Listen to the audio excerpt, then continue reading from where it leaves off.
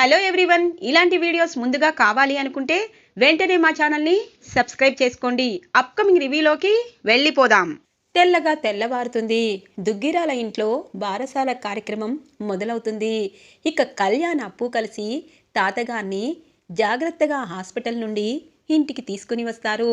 ఇక ఇందిరాదేవి తాతగారిని హారతిచ్చి లోపలికి ఆహ్వానిస్తుంది. చాలా రోజుల తర్వాత సీతారామయ్య గారు తన ఇంటిలో అడుగుపెట్టి ఇల్లంతా చూస్తూ తన కుటుంబాన్ని ఆప్యాయంగా చూస్తూ ఉంటారు. బావా, ఈ ఇంట్లో నువ్వు లేని రోజనేది ఎప్పుడూ లేకుండా లేదు. నువ్వు మాకు ఆస్తి పాస్తులు అన్నీ ఇచ్చావు, కానీ నీ వల్ల ఈ కుటుంబం అందరూ ఎంతో బాధపడ్డారు. నీ రాకతో ఈ ఇల్లు మళ్ళీ సంతోషంగా ఉంది బావా అని అంటుంది చిట్టి. నేనెక్కడికి వెళ్తాను చిట్టి? నా కుటుంబం అంతా ఒకే ఇంట్లో ఇలా కలకలలాడుతూ ఉంటే నేను ఎప్పటికీ ఇలాగే ఉంటాను అనగానే ఇక కావ్యరాజ్ తాతగారిని జాగ్రత్తగా తీసుకుని వచ్చి కుర్చీలో కూర్చోపెడతారు. ఇక స్వప్న తన పాపని తీసుకొచ్చి తాతగారి చేతిలో పెడుతుంది. మహాలక్ష్మి పుట్టింది, ఈ మహాలక్ష్మి వల్ల నా ప్రాణం లేచి వచ్చింది అని చెప్పి మురిపెంగా స్వప్న పాపని ముద్దాడుతూ ఉంటారు సీతారామయ్య గారు. ఇంతలో కనకం కృష్ణమూర్తి ఇక దుగ్గిరాల ఇంటికి చేరుకుంటారు. అమ్మా, అందరూ వచ్చినా నువ్వు మాత్రం పాప బారసాల రోజు వస్తున్నావు, ఏంటే నీకా పని? మనవరాలు ఫస్ట్ కాన్పుగా మనవరాలు పుట్టింది, నీకు ఫస్ట్ మనవరాలు కదా, ఎందుకు రాలేదు అని అంటుంది స్వప్న. ఇందుకే రాలేదే, నా మనవరాల దగ్గరికి నేను రాకపోతే ఎవరొస్తారు? రండి రండి అని చెప్పి ఇక కృష్ణమూర్తి కనకం పాప దగ్గరికి వస్తారు. ఇక అయ్యగారు, అమ్మగారు, మీరు ఇంట్లో శివపార్వతుల్లా ఉంటే ఈ ఇంటికి కలే వేరు అని అంటుంది. మాటలు బాగానే చెప్తావు కనకం, మనవరాలు పుట్టింది కదా, మనవరాలు కోసం ఏం తీసుకొచ్చారేంటి అని అంటుంది రుద్రాణి. రుద్రాణి గారు, ఏదైనా తీసుకొస్తేనే ఉంటుందా ఏంటి అని అంటుంది. మరి ఫస్ట్ మనవరాలు కదా, ద గ్రేట్ దుగ్గిరాల ఇంటి వారసురాలు, అలాంటప్పుడు తన కోసం బంగారం అలాగే ఆస్తిపాస్తులు ఏదైనా తీసుకొచ్చారా? ఇలా మాటలతోనే గారడీ చేస్తారా అని అంటుంది రుద్రాణి. అత్త ఆపు, ఇంతకీ నువ్వేం కొన్నావు నీ మనవరాల కోసం? నీ కొడుకేం కొన్నాడు అది చెప్పు అని అంటుంది స్వప్న. చూడు స్వప్న, రుద్రానికి ఏం పని పాట ఉండదు, ఎప్పుడు ఆస్తిపాస్తులు బంగారం నగలు ఇలా ఎప్పుడు ఏదో ఒకటి అంటూ ఎదుటి వాళ్ళని బాధ పెడుతుంది. ఈరోజు నీ కూతురి బారసాల, మీ అత్త గురించి పక్కన పెట్టు, ఎందుకంటే మేమిద్దరం ఈ బంగారు తల్లికి ఒక ఆస్తిని రాసిస్తాము. అలాగే తనకి నచ్చిన డైమండ్ నెక్లెసు అలాగే ఉంగరం మొలతాడు అన్నీ రాజుకి చెప్పేశాను, అవన్నీ తీసుకొని వచ్చారు. చూడండి కనకం, రుద్రాణి మాటల్లో నీకు తెలిసిందే కాబట్టి నువ్వు ఇది తేవాలని అనుకోవద్దు అనగానే, లేదమ్మా, మా ఇంటి మహాలక్ష్మికి పుట్టిన మనవరాలు, తన కోసం కొనకుండా ఉంటామా? ఇదిగో ఈ అమ్మమ్మ తాతయ్య ఒక చైను ఉంగరం పట్టీలు తీసుకొచ్చారు, అలాగే గౌను కూడా తెచ్చాను అనగానే ఇక కావ్య, అమ్మ చాలా బాగుంది గౌను అని అంటూ ఉంటుంది ఆ పాప గౌను చూసి. ఇది ఇలా ఉండగా సామంత్ అనామిక మాట్లాడుకుంటూ ఉంటారు. ఏంటి అనామిక, ఏం ప్లాన్ వేశావు? ఇప్పుడు దుగ్గిరాల ఇంట్లో చాలా ఆనందంగా ఉన్నారు, అలాగే సీతారామయ్య గారికి స్పృహ వచ్చింది. ఇక రాజ్ కావ్య 2 నెలల నుండి అమెరికాలో బిజినెస్ని ఇక్కడి దాకా తీసుకొచ్చి రన్ చేస్తున్నారు. నువ్వు మాత్రం పగ ప్రతీకారం అని చెప్పి నా దగ్గర ఉన్న డబ్బులన్నీ ఖర్చు చేయించేశావు. ఇప్పుడు నా దగ్గర డబ్బుల కోసం వెతుకులాడుకుంటున్నాను, ఇప్పుడు వాళ్ళనేదో పొడి చేస్తాను అంటున్నావు, ఏంటి ప్లాను అని అంటారు సామంత్. తినబోతూ రుచెందుకు, త్వరగా రెడీ అయితే మనం కూడా దుగ్గిరాల ఫ్యామిలీ ఫంక్షన్కి వెళ్ళాలి అనగానే, మనకి ఆహ్వానం అందలేదు కదా అనగానే, ఆహ్వానం పలకాల ఏంటి, ఆ కుటుంబం ముక్కలైతే మన బిజినెస్ పెరుగుతుంది, అంతేగాని వాళ్ళు ఆహ్వానించారు ఆహ్వానివ్వలేదు అని కాదు అని అంటుంది అనామిక. అంటే ఇప్పుడు నువ్వు వేసిన ప్లాను నీకు తెలియదనుకుంటున్నావా? ఒకవేళ ఆ విషయం అందరికీ చెప్పి టేక్ ఇట్ ఈజీగా తీసుకుంటే ఏం చేస్తావు అని అంటారు. అంత లేదు, ఎందుకంటే అది టేక్ ఇట్ ఈజీగా తీసుకున్న విషయం కాదు, 100 కోట్ల మ్యాటర్ అని అంటుంది అనామిక. సరే, లాస్ట్ అండ్ ఫైనల్గా నిన్ను నమ్ముతున్నాను, కానీ ఈ ప్లాను ఫెయిల్ అయితే ఖచ్చితంగా అనామిక నేను తీసుకున్న నిర్ణయానికి నువ్వు ఖచ్చితంగా యాక్సెప్ట్ చేయాలి అనగానే, సరే సామంత్, నువ్వు ఏం చేసినా నేను మాత్రం ఆ ఫ్యామిలీపై పగ తీర్చుకునే తీరుతాను. నువ్వేమీ వరి అవ్వద్దు. ఎప్పుడైనా నీ మాట నేను కాదనలేదు, నా మాట నువ్వు కాదనలేదు అని అంటుంది. సరే వెళ్దాం పద అని చెప్పి దుగ్గిరాల ఇంటికి బయలుదేరతారు. ఇటువైపు అనామిక అలాగే సామంత్. ఇది ఇలా ఉండగా ఇక దుగ్గిరాల ఫ్యామిలీ అంతా పట్టుబట్టలతో కలకలలాడుతూ ఉంటారు. మీడియా వారు కూడా వస్తారు. చాలా హ్యాపీగా బారసాల కార్యక్రమం జరుగుతూ ఉంటుంది. ఒక్కొక్కరిగా చాలామంది పెద్దింటి వారు వస్తూ ఉంటారు. ఇక స్వప్న పాపకి మంచి పేరు పెట్టాలని అందరూ నిర్ణయానికి వస్తారు. ఇటువైపు రుద్రాని, ఈ అనామిక ఏంటి ఏదో బాంబు పేలుస్తాను అనింది, ఇంకా రాలేదు. నేనైతే రాత్రి నుండి ఓవర్ యాక్షన్ చేయలేక చస్తున్నాను. మంచిగా వీళ్ళందరితో ఉంటున్నానే గాని నాకు మాత్రం తేళ్ళు జెర్లు పాకినట్టు అనిపిస్తుంది. ఈ ఛాన్సు అస్సలు వదలకూడదు. ఆస్తి ముక్కలవ్వాలి, ఆస్తి పంపకాలు జరగాలి. మా నాన్న కూడా కోమా నుండి వచ్చేశాడు కాబట్టి ఇక ప్రశాంతంగా ఉండాలని చూస్తారు అని చెప్పి అనుకుంటుంది రుద్రాని. ఇక పంతులు గారు మంత్రాలు చదువుతూ, అమ్మా పెద్ద ముత్తైదువైన మీరు అలాగే సీతారామయ్య గారు మీ చేతులతో పాపకి ఊయల్లో వేసి పేరు పెట్టండి అని అంటారు. ఇక పాపని ఊయల్లో వేసి పేరు పెడతారు ఇందిరాదేవి, సీతారామయ్య గారు. మంచి పేరు అనేది పాపకి సెలెక్ట్ చేస్తారు. ఇక అందరూ ఒక్కసారిగా చప్పట్లు కొడుతూ ఉంటారు. రాజ్, కావ్య, అప్పు అలాగే కళ్యాణ్ అందరూ చాలా సంతోషంగా ఫీల్ అవుతూ ఉంటారు. ఇంతలో అనామిక, సామంత్ దుగ్గిరాల ఇంటి దగ్గరికి వచ్చి అందరి వైపు చూస్తారు.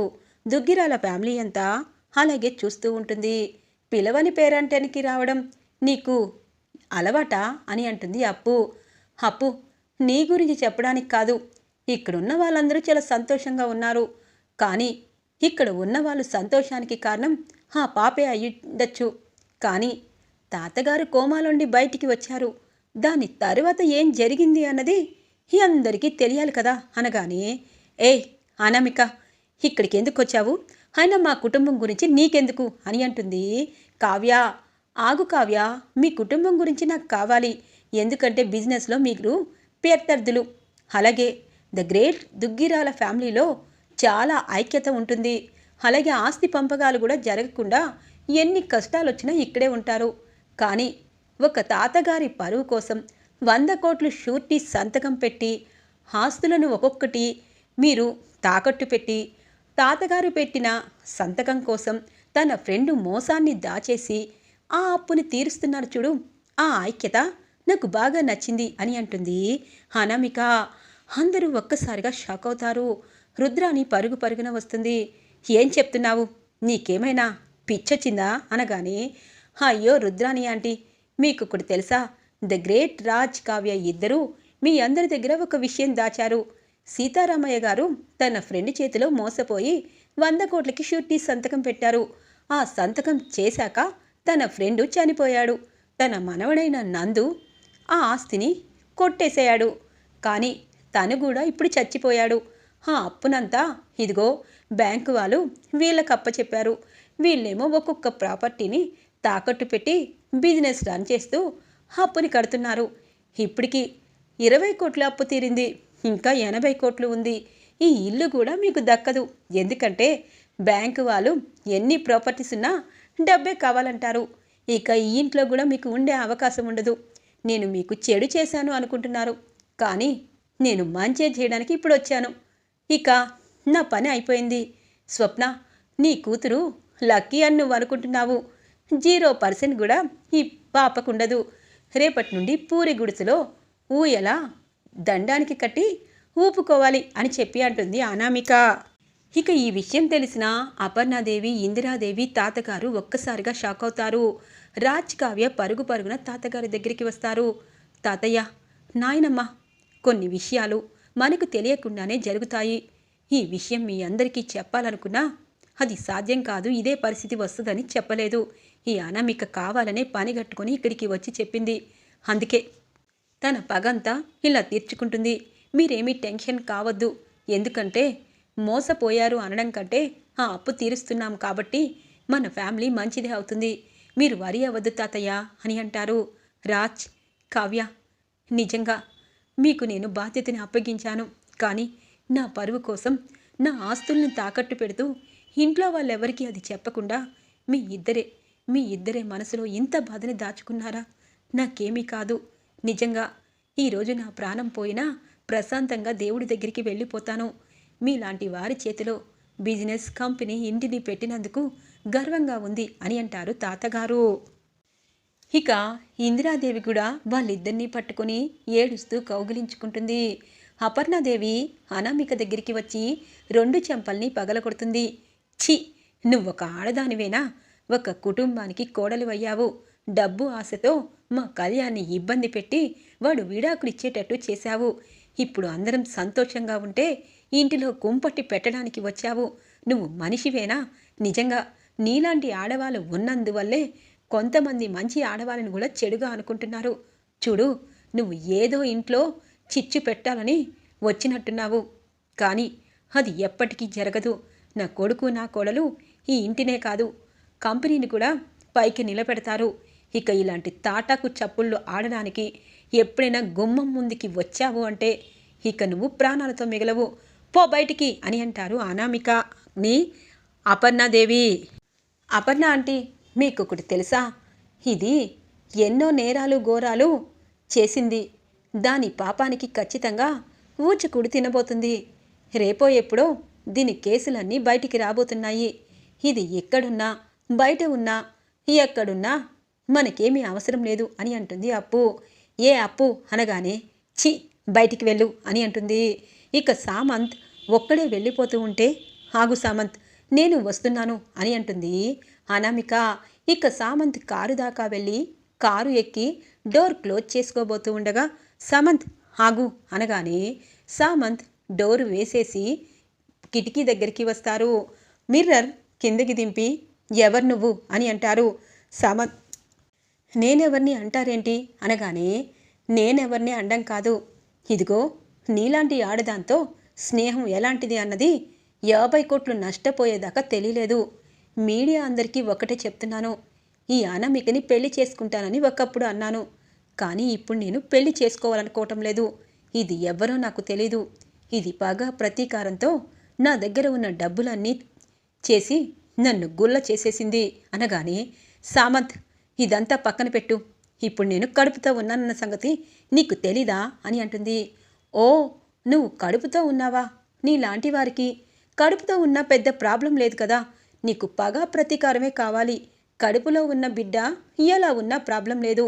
అలాగే నువ్వు చేసుకునే వాడు ఎలా ఉన్నా ప్రాబ్లం లేదు. నీ పగ ముఖ్యం. ఇంకొక విషయం ఏంటంటే బిడ్డ నా బిడ్డని నాకు గ్యారంటీ లేదు. నాలా ఎంతమందిని నువ్వు ఉంచావు అన్నది నాకు అవసరం లేదు. నీకు నాకు సంబంధం లేదు.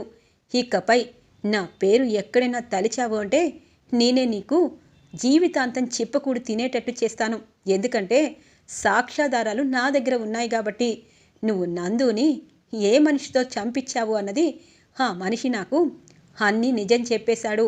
ఇక అది ఒకటి నేను జైలుకు తీసుకెళ్ళి చూపిస్తే నిన్ను ఈరోజే అరెస్ట్ చేస్తారు. అందుకే నీ దారిలో, అదే రోడ్డు దారిలో రోడ్డు మీదే ఉండిపో, నాలాంటి వర్త కాదు అని చెప్పి సామంత్ అనామికకి పెద్ద ట్విస్ట్ ఇచ్చి కారులో వెళ్ళిపోతారు. అనామిక రోడ్డుపై అలాగే నించుని ఉండిపోయి గట్టిగా కేకలు వేస్తూ ఉంటుంది. ఇది ఇలా ఉండగా బారసాల ఫంక్షన్ పూర్తవుతుంది. అప్పు కళ్యాణ్ ఇంటి నుండి వెళ్ళబోతూ ఉంటే తాతగారు నాయనమ్మ ఇక హాల్లోకి వస్తారు. ఇక ధాన్యలక్ష్మి అంటుంది, మామయ్య, నేను ఆస్తి అడిగానని చెప్పి, నేను ఆత్మహత్య చేసుకుంటానని చెప్పి మీరు కోమాలోకి వెళ్ళారు. కానీ ఇప్పుడున్న పరిస్థితిని బట్టి మన ఆస్తులన్నీ అలాగే అయిపోతున్నాయి. కానీ ఒకటి మాత్రం నిజం, నా కొడుకు వీధిలో ఉండడం నాకు ఇష్టం లేదు. మా ఆస్తి మాకు ఇస్తే మేము ఏదో ఒక బిజినెస్ చేసుకొని మేము ప్రశాంతంగా ఉంటాము. ఇది మీకు ఇష్టమైతేనే అని అంటుంది ధాన్యలక్ష్మి. ఇంతలో రాజ్, కావ్య కొన్ని పత్రాలు తీసుకుని వస్తారు.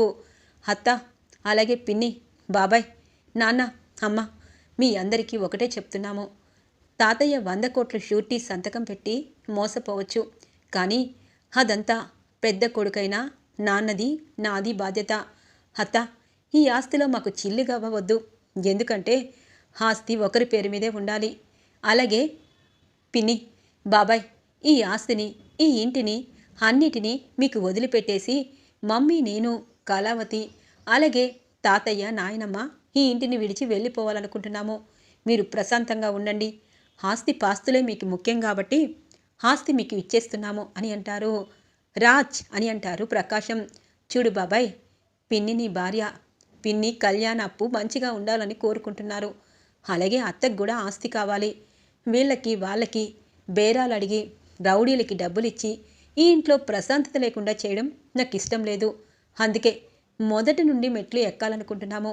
మేము ఇదంతా రాత్రే నిర్ణయం తీసుకున్నాము. మమ్మీ డాడీ వెళ్దామా అని అంటారు. ఇక రాజ్ కావ్య దుగ్గిరాల ఫ్యామిలీలో ఉండకుండా తాతయ్య నాయనంతో సహా ఇంటి నుండి కట్టుబట్టలతో బయటికి వస్తారు. చూసావే డబ్బు పిచ్చిదానా, ఆస్తి మొత్తం అంతా అరించికిపోయిందని రాత్రంతా టార్చర్ పెట్టావు. ఇప్పుడు ఇంటిని ఆస్తిని మనకే వదిలేశారు. ఇప్పుడు నీ కళ్ళు చల్లబడ్డాయా? ఇదిగో ఈ తాచుపాము ఉంది కదా, నిన్ను కూడా కాటేస్తుందేమో. ముందు దీన్ని ఇంటి నుండి బయటికి పంపే అని అంటారు ప్రకాశం. ఏంటి చిన్నన్నయ్య, వాళ్ళని నేనేమైనా వెళ్ళమన్నానా? నాన్న మోసపోయాడు. ఆ 100 కోట్ల నష్టం వాళ్ళు భరించారు. మీకు ఉన్నదంతా ఇచ్చేశారు.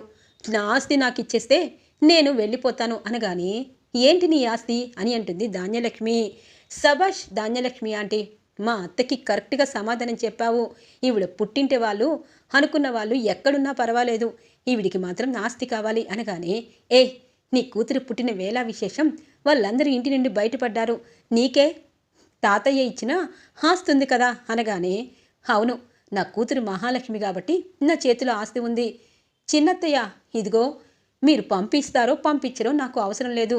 రాహుల్, ఇంకా మీ అమ్మ చేతిని పట్టుకొని ఇక్కడే ఉండాలి అంటే నీకు దొడ్డి దగ్గర కూడా ప్లేస్ ఉండదు. మనం మన ఇంటికి వెళ్ళిపోదాము. నాకు ఎలాగో ప్రాపర్టీస్ తాతయ్య రాశారు కాబట్టి ఏదో ఒక ఇంట్లో మన ఉందాము. రెంట్లతో బ్రతకచ్చు. వస్తే నాతో పాటు రా, లేకపోతే ఇలాగే మీ అమ్మతో ఇక్కడే ఉండు అని అంటుంది. స్వప్న వచ్చేస్తాను స్వప్న అని చెప్పి రాహుల్ ఇక స్వప్నతో పాటు కొత్త ఇంటికి బయలుదేరుతారు. ఈరోజు ఎపిసోడ్ ఇలా ఇంట్రెస్టింగ్గా ఎండ్ అవుతుంది ఫ్రెండ్స్. రాబోయే ఎపిసోడ్స్ కోసం మా ఛానల్ని సబ్స్క్రైబ్ చేసుకోండి. Thanks for watching friends.